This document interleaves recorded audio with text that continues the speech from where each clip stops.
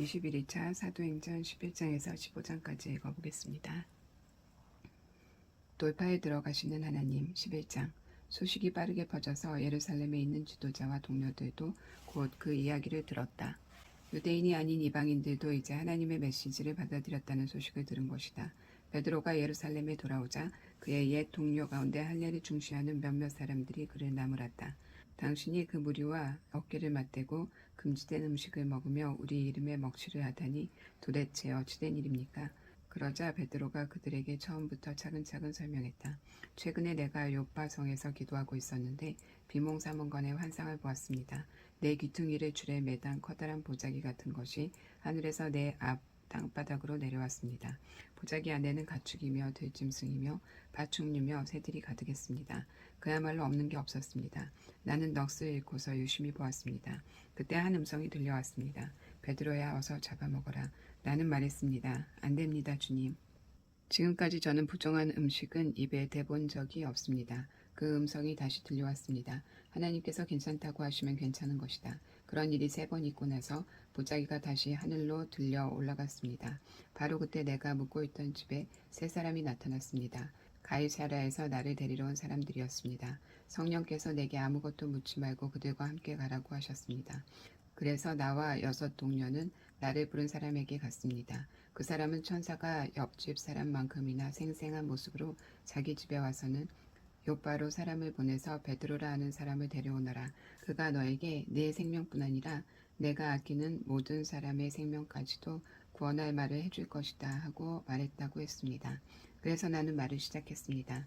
그런데 대여섯 문장도 채 말하기 전에 성령이 그들에게 임하셨는데 처음 우리에게 임하실 때와 같았습니다. 요한은 물로 세례를 주었지만 너희는 성령으로 세례를 받을 것이다 하신 예수님의 말씀이 떠올랐습니다. 그러니 내가 묻겠습니다. 하나님께서 우리가 주 예수 그리스도를 믿을 때 우리에게 주신 것과 동일한 선물을 그들에게도 주신다면 내가 어떻게 하나님을 막을 수 있겠습니까?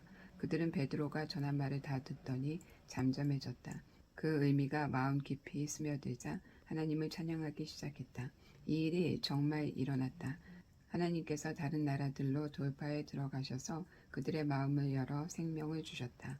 스데반의 죽음으로 촉발된 박해 때문에 사람들이 멀리 페니키아와 키브로스와 안디오까지 갔으나 그들은 여전히 유대인들과만 말하며 교제하고 있었다.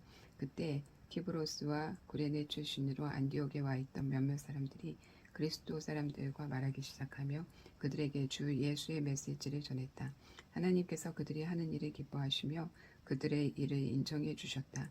아주 많은 그리스 사람들이 믿고 주님께 돌아왔다.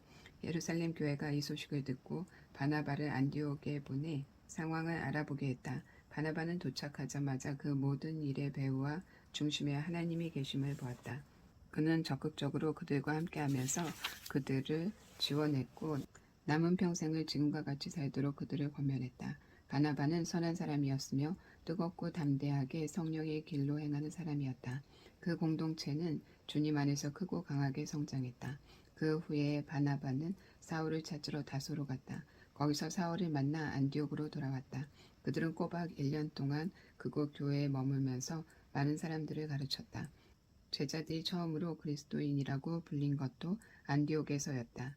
거의 같은 시기에 몇몇 예언자들이 예루살렘에서 안디옥으로 왔다. 그 가운데 아가보라는 사람이 있었다. 하루는 그가 성령에 이끌려 일어서더니 조만간 극심한 기근으로 나라가 황폐해질 것이라고 경고했다. 기근은 결국 글라우디오 황제의 재임 중에 닥쳤다. 제자들은 각자 힘닿는 대로 유대에 있는 동료 그리스도인들에게 도움이 되는 것은 무엇이든 보내기로 했다. 그들은 그 모은 것을 바나바와 사울 편에 보내 예루살렘의 지도자들에게 전하도록 했다. 투옥된 베드로가 풀려나다. 12장. 바로 그 무렵 헤롯 왕의 머릿속에 교회 구성원 몇몇을 처단할 생각이 들었다. 그는 요한의 형제 야고보를 죽였다. 그 일로 인해 유대인들한테 자기의 인기가 부쩍 높아진 것을 알게 된 헤롯은 이번에는 베드로를 잡아들여 감옥에 가두고 사인조 병사 4개의 조로 그를 감시하게 했다. 이 모든 일이 6월절 주간에 일어났다. 헤롯은 6월절이 지난 후에 베드로를 공개 처형할 작정이었다. 베드로가 감옥에서 삼엄한 경비를 받고 있는 동안에 교회는 그를 위해 더욱 맹렬히 기도했다. 드디어 헤롯이 그를 끌어내어 처형할 때가 다가왔다. 그날 밤 베드로는 양쪽에 한 명씩 두 병사 틈에 쇠사슬로 묶여 있으면서도 아기처럼 잘 잤다. 문에는 경비병들이 감시하고 있었다. 헤롯은 빈틈을 보이지 않았다. 갑자기 한 천사가 베드로 곁에 나타나고 감옥에 빛이 가득했다. 천사가 베드로를 흔들어 깨웠다. 서둘러라. 그의 팔목에서 쇠사슬이 벗겨졌다. 천사가 말했다. 옷을 입고 신발을 신어라. 베드로는 시키는 대로 했다. 그러자 천사가 말했다. 내 겉옷을 들고 여기서 나가자. 베드로는 따라가면서도 그가 정말 천사라고는 믿지 않았다. 그는 자기가 꿈을 꾸고 있다고 생각했다. 그들은 첫째 경비병을 지나고 둘째 경비병을 지나 시내로 통하는 철문에 이르렀다. 그들 앞에서 문이 저절로 활짝 열렸다. 어느새 그들은 바람처럼 자유롭게 거리에 나와 있었다. 첫 교차로에서 천사는 베드로를 두고 자기 길로 갔다. 그제야 베드로는 그것이 꿈이 아닌 것을 알았다. 이런 일이 정말로 벌어지다니 믿기지 않는다. 주님이 천사를 보내셔서 헤롯의 악하고 옹졸한 수작과 구경거리를 기대하는 유대인 폭도에게서 나를 구해주셨구나. 놀라움에 고개를 저으며 그는 요한 마가의 어머니 마리아의 집으로 갔다. 그 집은 기도하는 동료들로 가득 차 있었다. 그가 마당으로 난 문을 두드리자 로데라는 젊은 여자가 누구인지 보러 나왔다. 로데는 목소리를 듣고 그가 누구인지 알았다.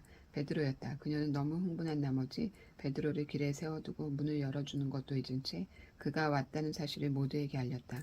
그러나 사람들은 로데의 말을 들으려 하지 않았다. 그녀와 그녀의 말을 모두 무시해버렸다. 그들은 내가 미쳤다 하고 말했다. 로데는 뜻을 굽히지 않았다. 그래도 그들은 그녀의 말을 믿으려 하지 않았다. 베드로의 천사가 틀림없다고 말했다. 그동안에 베드로는 계속 바깥에 서서 문을 두드리고 있었다. 마침내 그들이 문을 열어 베드로를 보았다. 그들은 몹시 흥분했다. 베드로가 손을 들어 그들을 진정시켰다. 그는 주님께서 어떻게 자기를 감옥에서 빼내주셨는지 설명한 뒤에 야고보와 형제들에게 이 일을 알리십시오 하고 말했다. 그리고는 그들을 떠나 다른 곳으로 갔다. 동이 트자 감옥에서는 난리가 났다. 베드로는 어디 있지? 베드로가 어떻게 된 거지? 헤롯이 그를 데려오라고 사람을 보냈다. 그러나 간수들이 그를 데려오지도 않고 이유도 되지 못하자 헤롯은 그들을 사형에 처하라고 명령했다. 저들의 머리를 쳐라. 유대와 유대인들이 지긋지긋해진 헤롯은 가이사랴로 휴식을 취하러 갔다. 헤롯의 죽음. 그러나 헤롯의 상황은 악화 일로로 치달았다. 두로와 시돈 사람들은 헤롯의 분노를 사고 있었다. 그들은 왕의 오른손인 블라스도에게 자기들을 옹호해달라고 청원하는 한편 사태를 원만하게 해결하기 위해 대표단을 소집했다. 그들은 유대로부터 식량을 공급받고 있었으므로 마냥 버틸 처지가 못 되었다. 대표단을 만나기로 한 날이 되자 헤롯은 화려하게 차려입고 보좌에 앉아 잔뜩 허세를 부렸다. 백성은 백성대로 자기 역할을 충실히 했다. 이들은 신의 목소리다 하고 소리 높여 그에게 아첨했다. 그것이 불행의 시작이었다. 헤롯의 교만을 더는 볼 수 없었던 하나님께서 천사를 보내 그를 치셨다. 헤롯은 어떤 일에도 하나님께 영광을 돌린 적이 없었다. 뱃속까지 부패하고 비루한 헤롯은 그렇게 쓰러져 죽었다. 한편 하나님의 말씀 사역은 하루가 다르게 크게 성장했다. 바나바와 사울은 예루살렘 교회에 구제 헌금을 전달하고 나서 안디옥으로 돌아왔다. 이번에는 마가라 하는 요한도 데리고 왔다. 바나바와 사울 그리고 만물 박사 13장. 복되게도 안디옥의 회중에게는 예언자, 설교자와 교사들이 많았다. 바나바, 니게르라고 하는 시몬, 구레네 사람 루기오, 통치자 헤롯의 조언자 마나인, 사울. 하루는 그들이 인도하심을 바라며 금식하고 하나님을 예배하였는데 성령께서 말씀하셨다. 바나바와 사울을 따로 세워 내가 그들에게 명령한 일을 맡겨라. 그들은 그 두 사람을 세웠다. 그리고 간절함과 순종하는 마음으로 금식과 기도 가운데 안수하여 두 사람을 떠나보냈다. 성령께 새로운 사명을 받아 길을 떠난 바나바와 사울은 실루기아로 내려가 키프로스로 가는 배에 올랐다. 살라마에 닿자마자 그들은 가장 먼저 유대인의 여러 회당에서 하나님의 말씀을 전했다. 그들은 자신들을 도와줄 동료로 요한을 데리고 갔다. 그들은 섬 전역을 다니다가 바부에서 유대인 마술사와 마주쳤다. 그는 애를 써서 총독 서기오 바울의 신임을 얻어낸 사람이었다. 총독은 웬만해서는 협작꾼에게 넘어가지 않는 똑똑한 사람이었다. 바 예수라 하는 그 마술사는 삐뚤어질 대로 삐뚤어진 인간이었다. 바나바와 사울에게 하나님의 말씀을 직접 듣고 싶었던 총독은 그들을 불러들였다. 그러나 만물 박사, 그 마술사의 이름을 우리식으로 풀며 이런 뜻이다. 는 총독의 주의를 흩트려서 믿지 못하게 하려고 애를 썼다. 그러나 성령이 충만한 사울이 그의 눈을 똑바로 쳐다보며 말했다. 마귀의 흉내나 내는 허풍선이야. 너는 사람들을 속여 하나님을 믿지 못하게 하려고 잠도 안 자고 계략을 꾸미는구나. 그러나 이제 내가 하나님과 직접 부딪혔으니 내 장난질은 끝났다. 너는 눈이 멀어서 오랫동안 햇볕을 보지 못할 것이다. 그는 곧 어두운 안개 속에 빠져들어 주변을 더듬거렸다. 사람들에게 자기 손을 잡고 길을 알려달라고 간청했다. 총독은 그 일어난 일을 보고 주님을 믿었다. 그는 그들이 주님에 대해 하는 말을 듣고 대단한 열의를 보였다. 모든 이방인에게 문이 열리다. 바울 일행은 바보에서 출항해 밤빌리아의 버가로 항해했다. 거기서 요한이 중도에 포기하고 예루살렘으로 돌아갔다. 나머지 일행은 버가에서 비시디아의 안디옥으로 이동했다. 안식일에 그들은 회당에 가서 자리에 앉았다. 성경 곧 하나님의 율법과 예언서를 읽은 뒤에 회당장이 그들에게 물었다. 형제 여러분, 혹시 격려의 말이나 전하고 싶은 말이 있습니까? 바울이 일어나 잠시 숨을 고르고 나서 말했다. 이스라엘 동포 여러분, 하나님의 벗이 되신 여러분 들어보십시오. 하나님께서는 우리 조상에게 특별한 관심을 두셔서 이집트에서 짓밟히던 나그네 된 우리 민족을 일으켜 세우시고 거기서 장엄하게 이끌어내셨습니다. 그분은 황량한 광야에서 40년 가까이 그들을 돌보아 주셨습니다. 그 후에 앞길을 가로막는 7 적국을 쓸어버리시고 가나안 땅을 그들의 소유로 주셨습니다. 그 기간이 450년에 달합니다.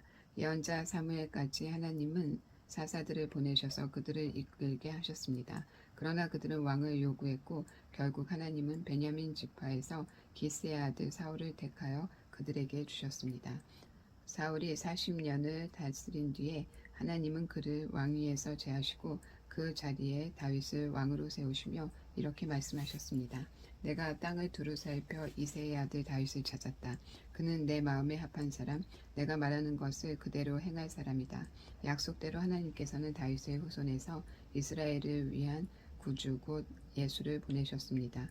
그 전에 요한으로 하여금 그분이 오실 것을 백성에게 경고하게 하셔서 전적으로 삶을 고치도록 그들을 준비시키셨습니다. 요한은 자기 일을 마무리하면서 이렇게 말했습니다. 너희는 내가 그분인 줄 알았더냐? 아니다. 나는 그분이 아니다. 그러나 너희가 그토록 오랜 세월 기다려온 그분이 가까이 와 계신다. 그분이 곧 나타나실 것이다. 그리고 나는 곧 사라질 것이다. 사랑하는 형제자매 여러분, 아브라함의 자손이요 하나님과 벗이 되신 여러분, 이 구원의 메시지를 들어야 할 사람은 바로 여러분이었습니다. 예루살렘 시민과 통치자들은 그분이 누구신지 알아보지 못하고 그분께 사형을 선고했습니다. 정당한 이유가 없는데도 무조건 빌라도에게 처형을 요구했습니다. 그들은 예언자들이 말한 그대로 행한 것입니다. 그들은 안식일마다 회당에서 예언자들의 글을 읽으면서도 정작 자신들이 그 예언자들의 각본을 글자 그대로 따르고 있다는 사실을 몰랐습니다. 예언자들의 말대로 다 행한 뒤에 그들은 그분을 십자가에서 내려다가 무덤에 두었습니다. 그러나 하나님께서 그분을 죽음에서 다시 살리셨습니다. 그 후에 그분은 갈릴리 시절부터 그분을 잘 알던 이들에게 여러 곳에서 여러 분에 걸쳐 나타나셨고 바로 그들이 그분의 살아계심을 계속해서 증거하고 있습니다. 이것은 논쟁의 여지가 없는 사실입니다. 오늘 우리도 여러분에게 복된 소식을 가져왔습니다. 그것은 바로 하나님께서 우리 조상에게 하신 약속이 그 후손인 우리에게 성취되었다는 메시지입니다. 시편 2편에 정확히 기록된 것처럼 하나님께서 예수를 살리셨습니다. 내 아들, 내 소중한 아들아, 오늘 내가 너를 기뻐한다. 그분을 죽은 자들 가운데서 살리실 때 하나님은 영원히 그렇게 하신 것입니다. 그 예수가 썩고 부패한 것으로 다시 돌아가실 일은 없습니다. 그래서 이사야는 내가 다윗의 약속된 축복을 너희 모두에게 주었다고 한 것입니다. 시편 기자도 이렇게 기도했습니다. 주님께서는 주님의 거룩하신 분이 썩고 부패한 것을 다시 보지 않게 하실 것입니다. 물론 다윗은 하나님이 맡기신 일을 다 마치고 나서 오늘까지 긴 세월을 흙과 재가 되어 무덤 속에 있습니다. 그러나 하나님이 살리신 예수는 흙과 재가 되는 일이 없습니다. 내가 참으로 사랑하는 친구 여러분, 여러분에게 죄 용서의 약속이 주어진 것은 바로 부활하신 이 예수 때문임을 아시기 바랍니다. 그분은 모세의 율법이 결코 해낼 수 없었던 일을 믿는 사람들 안에서 모두 성취하십니다. 부활하신 이 예수를 믿는 사람은 누구나 하나님 앞에서 선하고 의롭고 온전하다고 선포됩니다. 이것을 가볍게 여기지 마십시오. 다음과 같은 예언자의 설교가 여러분을 묘사한 것이어서는 안 될 것입니다. 조심하여라, 비웃는 자들아, 뚫어지게 보아라. 너희의 세상이 산산조각 나는 것을. 내가 바로 너희 눈앞에서 일을 행할 것인데 그 일이 눈앞에 닥쳐도 너희는 믿지 않을 것이다. 예배가 끝나자 바울과 바나바는 다음 안식일에도 설교해달라는 초청을 받았다. 모임이 끝나자 아주 많은 유대인과 유대교 개종자들이 바울과 바나바를 따라갔다. 두 사람은 그들과 긴 대화를 나누면서 그들이 시작한 삶, 곧 하나님의 은혜와 그 은혜 안에서 사는 삶에 머물러 있으라고 권면했다. 다음 안식일이 돌아오자 도시 전체가 하나님의 말씀을 들으려고 모여들었다. 일부 유대인들이 그 무리를 보고는 시기심에 휩싸여 바울을 심하게 비난했다. 그들은 바울의 말을 일일이 반박하며 소란을 피웠다. 그러나 바울과 바나바는 물러서지 않았다.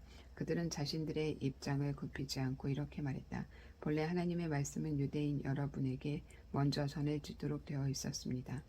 그러나 여러분은 그 말씀에 관여할 마음이 전혀 없고 영원한 생명에 대해서도 아무 관심과 마음이 없음을 아주 분명히 했습니다.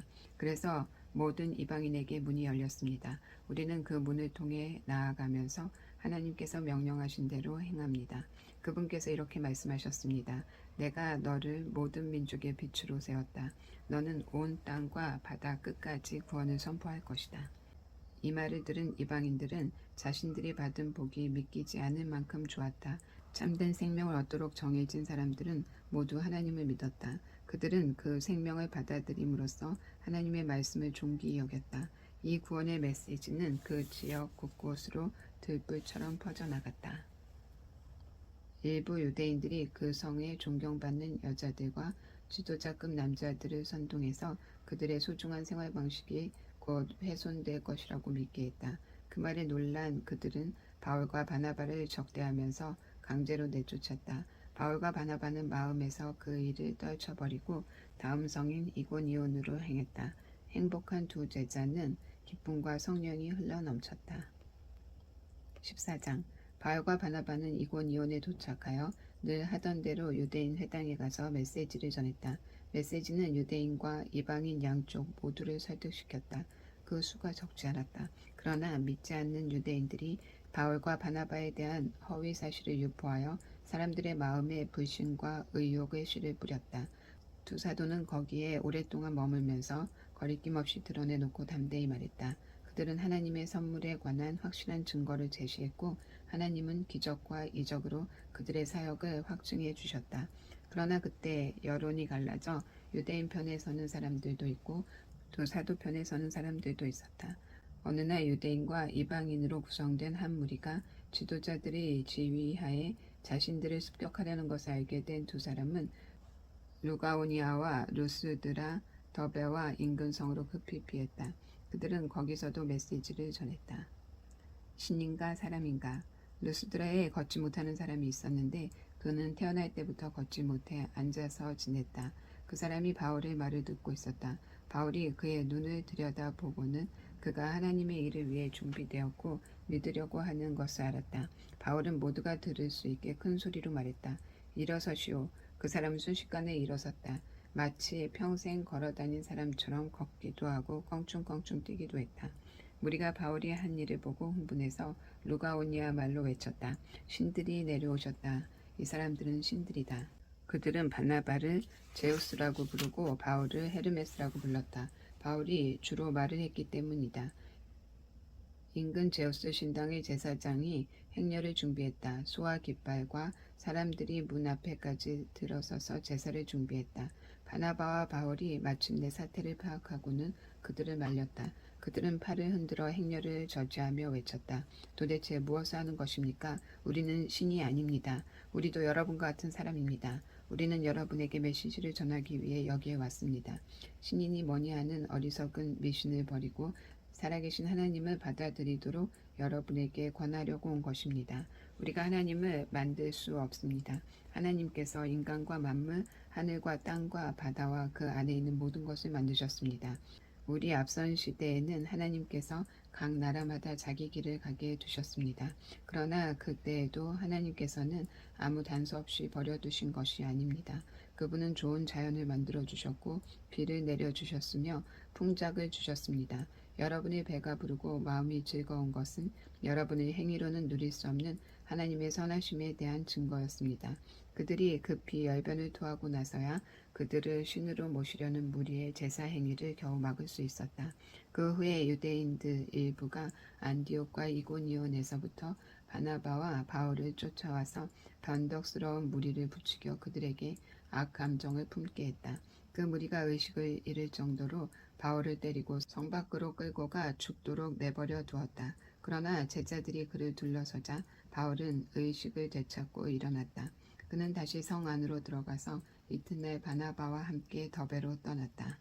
안디옥으로 돌아오다 바울과 바나바는 더베에서 메시지를 선포하고 든든한 기둥이 돼 제자들을 세운 뒤에 오던 길로 되돌아가서 루스드라와 이고니온을 거쳐 안디옥에 이르렀다. 그들은 제자들의 삶에 힘과 기운을 북돋아주고 처음에 믿은 것을 굳게 붙들어 거기서 떠나지 말라고 당부했다. 그것이 쉽지 않으리라는 것을 그들에게 분명히 말했다. 누구든지 하나님 나라에 지원하는 사람들은 반드시 많은 어려움을 겪어야 합니다. 바울과 바나바는 각 교회의 지도자들을 신중하게 뽑았다. 그들은 금식하고 더욱 간절히 기도를 드리고 나서 지금까지 자신들의 삶을 의탁했던 주님께 새로 뽑을 지도자들을 맡겨드렸다. 두 사람은 비시디아를 지나 밤빌리아로 되돌아왔고 버가에서 메시지를 전했다. 마침내 그들은 아탈리아에 도착해서 배를 타고 처음 출발한 안디옥으로 돌아왔다. 하나님의 은혜로 시작해서 이제 하나님의 은혜로 무사히 돌아온 것이다. 그들은 그곳에 도착하자마자 교회 회중을 모아놓고 그동안의 여행을 보고했다. 하나님께서 어떻게 자신들을 사용하셔서 믿음의 문을 활짝 열어주셨는지, 그래서 어떻게 모든 민족이 교회로 들어올 수 있었는지를 자세히 이야기했다. 그들은 그곳에 머물면서 제자들과 오랫동안 여유있게 교제를 나누었다. 이방인 신자들을 위한 지침 15장 얼마 후에 유대인들 몇 사람이 유대에서 내려와 모세의 방식대로 할례를 받지 않으면 구원을 받을 수 없다면서 모든 사람이 할례를 받아야 한다고 주장했다. 바울과 바나바가 즉시 일어나서 강력히 항의했다. 교회는 이 문제를 해결하기 위해 바울과 바나바와 다른 몇 사람을 예루살렘으로 보내 사도와 지도자들 앞에서 이 문제를 내놓기로 했다. 그들은 전송을 받고 길을 떠나 페니키아와 사마리아를 지나면서 이방인에게도 돌파구가 열렸다는 소식을 만나는 모든 사람에게 전했다. 그 이야기를 들은 사람들은 모두 굉장한 소식이라며 환호했다. 바울과 바나바가 예루살렘에 이르자 사도와 지도자들을 비롯해 온 교회가 그들을 따뜻하게 맞아주었다. 두 사람은 최근 여행 중에 하나님께서 자신들을 사용하셔서 이방인들에게 문을 열어주신 일을 보고했다. 몇몇 바리새인들이 일어나 자신들의 의견을 밝혔다. 그들은 믿는 사람이기는 했으나 바리새인의 강경 노선을 계속 고수하려는 이들이었다. 그들이 말했다. 이방인 개종자들에게도 할례를 주어서 모세의 율법을 지키게 해야 합니다. 사도와 지도자들이 특별회의를 소집해 이 문제를 깊이 논의했다. 여러 주장이 끊임없이 오가는 가운데 열띤 논쟁을 벌였다. 그때 베드로가 자리에서 일어나 이렇게 말했다. 친구 여러분, 여러분도 잘 알다시피 하나님께서는 이방인들도 이 복된 메시지를 듣고 받아들이기 원하신다는 것을 일찍부터 아주 분명히 밝히셨습니다. 그것도 전에 들은 말이 아니라 바로 내가 전하는 말을 직접 듣고 받아들이게 하셨습니다. 우리가 어떤 거칠에도 속지 않으시고 언제나 사람의 생각을 아시는 하나님께서 우리에게 주신 것과 똑같은 성령을 그들에게 주셨습니다. 그분은 우리를 대하신 것처럼 이방인들을 대하셨습니다. 하나님께서 그분을 믿고 신뢰하는 이방인에게 역사하셔서 먼저 그들이 누구인지 깨닫게 하시고 그 중심에서부터 시작해서 그들의 삶을 깨끗하게 하셨습니다. 그런데 어찌하여 지금 여러분은 하나님보다 더한 하나님이 되어서 우리 조상을 짓누르고 우리까지 짓누른 규정들을 새로 믿은 사람들에게 주으려 하는 것입니까? 주 예수께서 놀랍고도 너그러운 은혜로 우리를 찾아오셔서 구원해 주신 것처럼 우리 민족이 아닌 이방인들도 그렇게 구원해 주셨다는 것을 우리가 믿지 않습니까? 그렇다면 지금 우리가 무엇을 두고 싸우는 것입니까? 깊은 침묵이 흘렀다. 아무도 입을 열지 않았다. 그 침묵 가운데 바나바와 바울은 자신들의 사역을 통해 하나님께서 다른 민족들 가운데 행하신 기적과 이적을 사실대로 보고했다. 침묵은 더욱 깊어져 사람들의 숨소리까지 들릴 정도였다. 야고보가 침묵을 깼다. 친구 여러분 들으십시오. 시므온이 우리에게 전해준 대로 하나님께서는 이방 민족들도 품으실 것을 처음부터 분명히 말씀하셨습니다. 이것은 예언자들의 말과 정확히 일치합니다. 이후에 내가 돌아와 다윗의 무너진 집을 다시 세울 것이다. 내가 모든 조각을 다시 맞추어 새 것처럼 보이게 할 것이다. 이방인들도 구하는 자는 찾게 되고 갈 곳을 얻게 되며 모든 이방 민족도 내가 하는 일을 알게 될 것이다. 하나님께서 이렇게 말씀하셨다. 이제 이 말씀대로 행하고 계십니다. 이것은 느닷없이 일어난 일이 아닙니다. 그분은 처음부터 이렇게 하실 것을 알고 계셨습니다. 그러니 내 판단은 이렇습니다. 우리는 주님께서 돌아오는 이방인들에게 불필요한 짐을 지우지 말아야겠습니다. 우리가 그들에게 편지를 써서 이렇게 말하는 것이 좋겠습니다. 우상과 관련된 활동에 관여하지 않도록 조심하고 성생활과 결혼의 도덕을 지키며 유대인 그리스도인들에게 거스리는 음식, 이를테면 피 같은 것은 내놓지 마십시오. 이것은 모세가 전한 기본 지혜입니다. 이것은 우리가 안식일을 지켜 모일 때 지금까지 어느 도시에서나 수백 년 동안 전하고 지켜온 것입니다. 사도와 지도자들과 모든 사람들이 거기에 동의했다. 그들은 교회에서 상당히 비중 있는 바사바라는 유다와 실라를 택하고 바울과 바나바와 함께 그들 편으로 다음의 편지를 안디옥으로 보냈다. 여러분의 형제 사도와 지도자들이 안디옥과 시리아와 길리기아에 있는 우리 형제들에게 편지합니다. 평안하십니까? 우리 교회 몇몇 사람들이 여러분에게 가서 여러분을 혼란스럽고 당황스럽게 하는 말을 했다는 소식을 들었습니다. 알아두십시오. 우리는 그들에게 아무런 권한도 준 적이 없습니다. 그들은 우리가 보낸 사람이 아닙니다. 우리는 우리를 대표할 사람을 뽑아서 우리의 귀한 형제인 바나바와 바울과 함께 여러분에게 보내기로 만장일치로 결의했습니다. 우리는 여러분이 신임할 만한 사람, 곧 유다와 실라를 뽑았습니다. 그들은 우리 주 예수 그리스도를 위해 몇 번이나 죽음까지도 마다하지 않은 사람들입니다. 우리는 그들이 여러분을 대면해서 우리가 쓴 내용이 사실임을 확증해 주도록 그들을 보냅니다. 성령과 우리는 그 필요한 최소한의 책임 외에는 여러분에게 어떤 무거운 짐도 지워서는 안 된다고 생각합니다. 여러분은 우상과 관계된 활동에 관여하지 않도록 조심하고 유대인 그리스도인들에게 거슬리는 음식, 이를테면 피 같은 것을 내놓지 말며 성생활과 결혼의 도덕을 지키십시오. 이런 지침만 따른다면 우리 사이에는 뜻이 맞고 돈독한 관계가 충분히 유지될 것입니다. 하나님께서 여러분과 함께 하시기를 바랍니다. 바나바와 바울이 갈라서다. 바울은 안디옥으로 떠났다. 그들은 그곳에 도착해서 교회 회중을 모아놓고 편지를 읽어주었다. 사람들은 크게 안도하고 기뻐했다. 훌륭한 설교자인 유다와 실라는 많은 격려와 소망의 말로 새로운 동료에게 힘을 실어주었다. 어느새 돌아올 때가 되었다. 새로운 동료들 모두가 웃음과 부흥으로 그들을 전송했다. 유다와 실라는 자신들을 보낸 이들에게 보고하러 가기 위해 길을 떠났다. 바울과 바나바는 안디옥에 머물면서 하나님 말씀을 가르치고 전했다. 그러나 그들은 혼자가 아니었다. 당시 안디옥에는 가르치고 전하는 사람들이 많이 있었다. 며칠 후에 바울이 바나바에게 말했다. 전에 우리가 하나님 말씀을 전하던 각 도시로 돌아가서 거기 있는 동료들을 방문하고 어떻게 지내는지 알아봅시다. 바나바는 일명 마가라 하는 요한도 데려가고 싶어 했다. 그러나 바울은 그와 함께하고 싶지 않았다. 상황이 힘들어지자 밤빌리아에서 그들을 두고 떠났던 이 중도 포기자를 데려갈 마음이 없었던 것이다. 언성이 높아지더니 결국 그들은 갈라졌다.